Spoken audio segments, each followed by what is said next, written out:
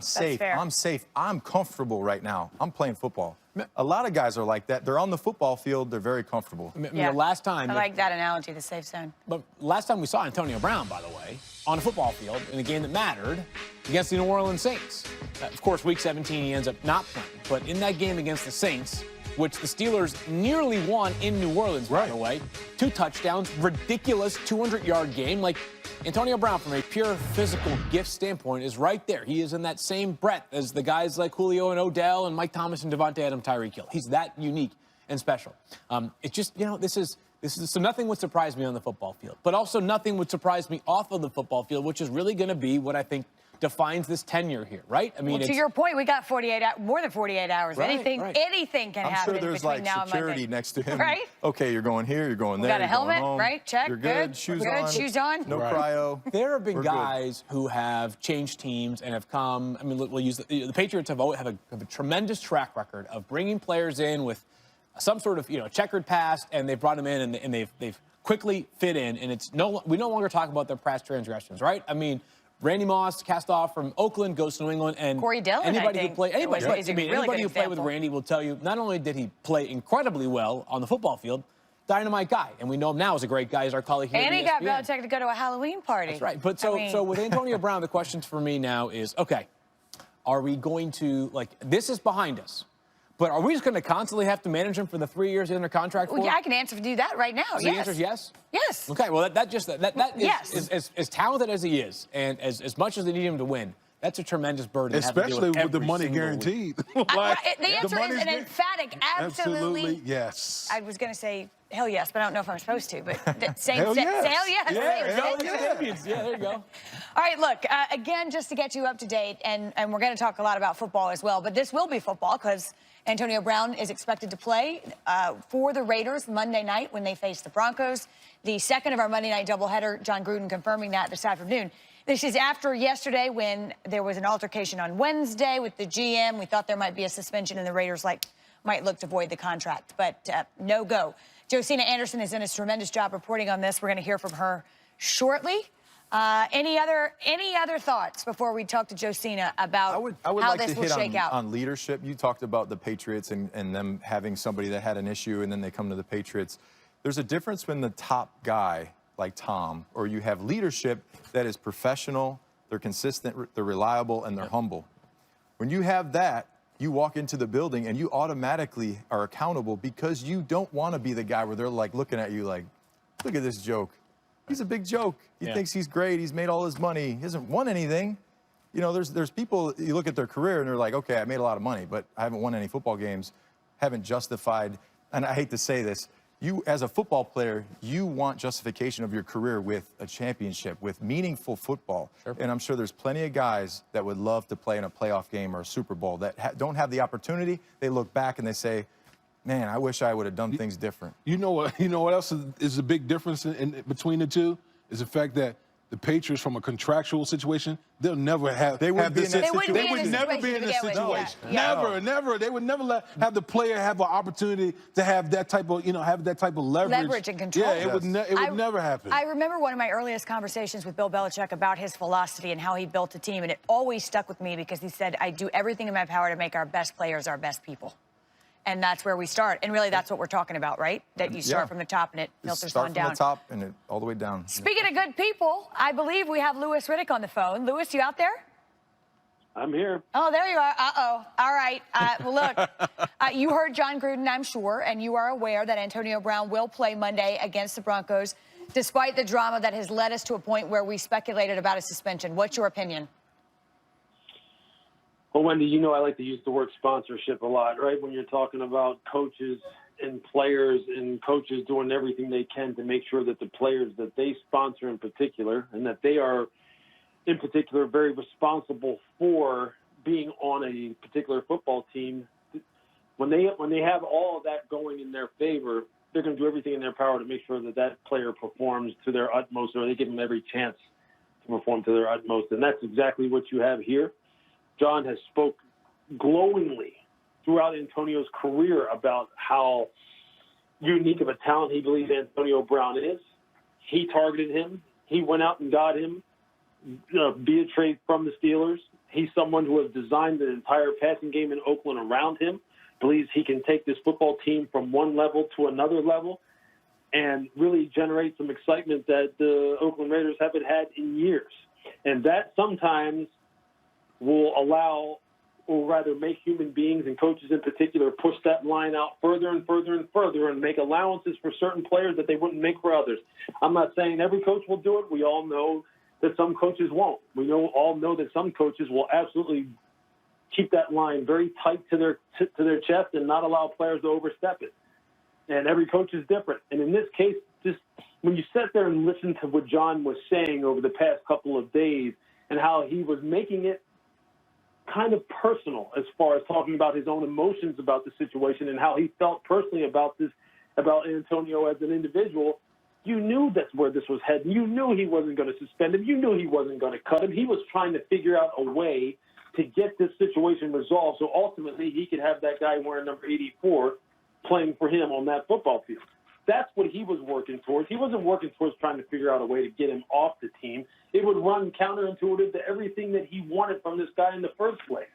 That's just the way it was. Now, whether you agree with that or disagree with that, of course, there's going to be tons of players, and we're going to talk about it for days about how this could absolutely destroy the football team from the inside out and have players sitting there going, well, Jesus, I mean, are we going to make these kinds of allowances as long as you're good? Is that how we're really going to run things? Or what does this mean for the next guy in the pecking order as far as being a superstar? Is he going to try and push the limits as far as what he can get away with and how he can treat other people?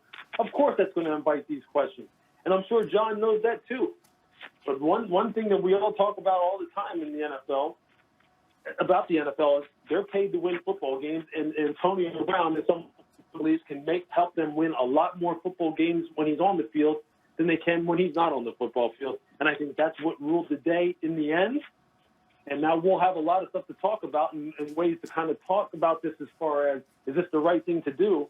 But you knew it was heading down this path. You could just tell. Because when you're sitting there planning on suspending someone, well, then suspend them. Yeah. What do you need to plan on it for? Suspend them if you're going to suspend them. What that was is we're trying to figure out a way to get him back on this football field and make everything good here internally, and that's exactly what they did. I couldn't agree more, Lewis. As time went on, even if it was minutes or hours, you knew, look, again, if you're going to suspend someone, you do it. But let me ask you this. If Antonio Brown's production is as good, is as high as his talent suggests it can be, will any of this matter? Well, we've seen it many times, Wendy, over the years where we've been on shows together and had these discussions about players who have not conducted themselves the way that they need to, but they're still on the football field, and teams make allowances for them and kind of excuse away or explain away their behavior. And you know what? We move on to the next story, and we're on to the next story. We're waiting for the next shoe to drop in the news cycle.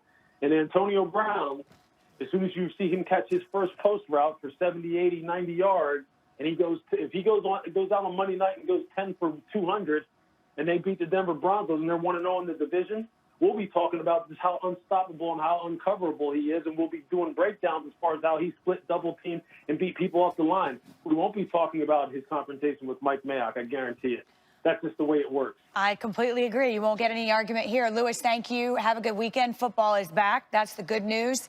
It sounds like the other good news, at least for the Oakland Raiders, depending on your perspective, is that Antonio Brown will be as well. Josina Anderson has been all over this story all day. And Josina, I think I'd like you to take us through sort of what happened to start the day and how we ended up with the resolution that we did. Well, yeah, this morning, Wendy, I talked to a Raiders team source and was just trying to get a better idea of everything that transpired in the confrontation so we could, begin to try to discern what would be the pathway for the Raiders and wide receiver Antonio Brown.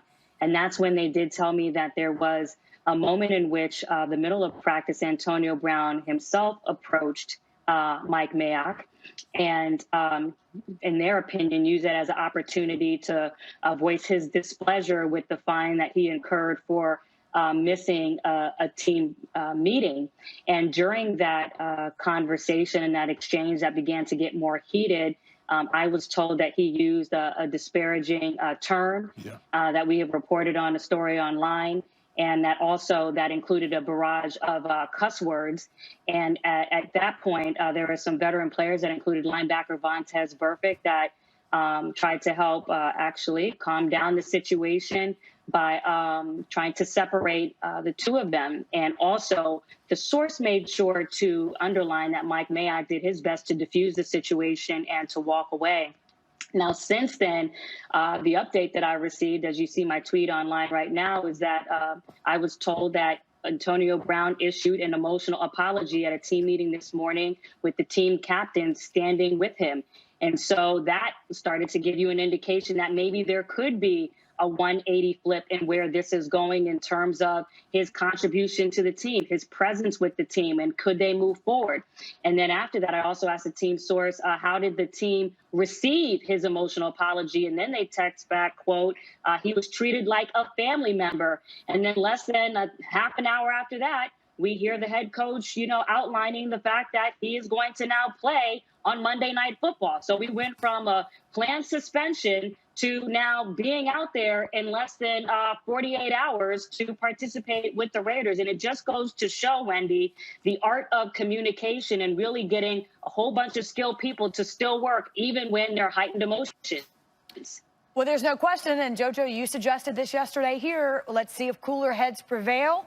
Give it a minute, give it a day, and it looks like perhaps that's what happened. So thank you. We'll talk to you again shortly. We will continue to follow the situation with Antonio Brown, although, buckle up, it's been a bumpy ride, and my guess is it continues. But nevertheless, John Gruden spoke to reporters today as the team took the field for practice with speculation yesterday that Antonio Brown would face a suspension and possibly move on if the team tried to void his contract. Instead, the announcement is this. We'll move on. I don't really have a prepared statement. I'll just say Antonio's back today. We're really excited about that. Ready to move on. He's had a lot of, obviously, time to think about things, and we're happy to have him back. And I know Raider Nation is excited about that, too. All right? All right, guys. Thank you very much. That's the plan. That's the plan. Yes. Okay, thank you. Ryan Clark joins us now. And Ryan, wait a minute, this could change because that's what we've seen over the last 24, 48 hours. But you know what? At this point, you have to think that at least temporarily we have a solution. And Antonio Brown's apologized. It appears the team is ready to accept his apology and move on. Well, this team has been ready to accept anything from Antonio Brown. And like they said, they exhausted all options when it came to the helmet. They were cool about the frostbitten feet, and now this situation as well. We know, they know, Antonio Brown knows as long as they can keep it under wraps, they want him to be on the field. They need him to be on the field for Derek Carr, for this organization. And so if it takes an apology for them to feel like it's at least okay to go out publicly and say that something was done, and now we can move on with Antonio Brown inside the lines, in between the lines, on the grass, making plays for the Oakland Raiders, I think everybody in Oakland feels like that is a win. Ryan, let me ask you this. Would it be your opinion that it was likely Oakland was going to probably figure this out one way or the other, but the apology or the intervention with the agent or all of the sort of mea culpas that may have happened with Antonio Brown just made it easier, but we probably would have gotten here anyway? Yeah, I think this is where everybody wanted to be at some point. And let's be really honest about this. If you want to motivate a man, you find his why, right? Some people's why are their family. Some people's why are they want to be Hall of Famers. And let's be real, Antonio Brown's why is money. So you incentivize him by giving him more money, right? By saying, okay, we want to give you this amount of money because we believe you're worth it. That makes him feel good. Now, the way you can do it negatively is saying, you know what, we might take this from you. This $30 million that you're scheduled to get, we can find a way where we get to keep that and we could send you on your way. And Antonio Brown's camp is at least smart enough to know this. If this didn't work out in Oakland, if that money was off the table at some point, yes, there were going to be teams that would accept Antonio Brown, but it would be at a very low risk to the team and not a big salary cap hit because he can't be trusted. So he also understood that it was time to come around and make sure he patched this thing up so he can get the money that he signed for in the offseason. Ryan, thank you. I think that's fair, right? Every situation, every relationship comes to a boiling point. It goes one way, tips, right? A tipping point. It goes one way or the other. And there was just so much at stake, I think, for both sides here that the chance of tipping the other way, you know, right or wrong, whether you agree or not, I think there was too much at stake. Well, there was a lot at stake, and now there's perhaps in some ways even more at stake. Yeah. You know, it just... Either way, if he was suspended and wasn't there, it would have been a story all year for them. Or now he's there, okay, now everyone's going to watch it all year. So I think either way you go, we're going to be watching this thing. Monday night. Well, we are certainly going to be watching this thing. Everybody's staying up real late. Yeah, there's not. I mean, if you watch football at all, you're watching Monday night. There's no question about that. But you know, look, the team and Damian, you mentioned this. They're moving to Las Vegas. John Gruden wants to show, I am sure, that his time off and his return to the field can be productive, that he can be successful. He is tied, and as you heard Lewis say, he is sponsoring AB all the way. And therefore, this is where we land. In the words of the late, great Al Davis, just win, baby. Just win. Right. That's right. Yeah. And to me, it just summarizes this, it encapsulates this whole scenario. We've seen, you know, from the cryo, the feed, the helmet, you know, the beef with Antonio Brown and Mike Mayock. It all ended with Antonio Brown playing on Monday Night Football. It's about winning. It's about winning. It's about winning, and it's about business. Do they win Monday night? It changes everything. I get positive. Hey, listen, you're talking about maybe the best wide receiver in football. Yeah. But I didn't answer the question. I'll say it now. I think they win on Monday night. There we go. I do think That's they the win on answer. Monday night, and they're actually more competitive this year. You know, listen, so from the time we went on the air until right now, I've had time to think about, separate and apart about as much time as AB had to think Let me about ask you this question. Yeah. Would you have said they would have won without the AB? Without AB, I would have picked the Broncos. Okay. With AB, I'm picking the Raiders.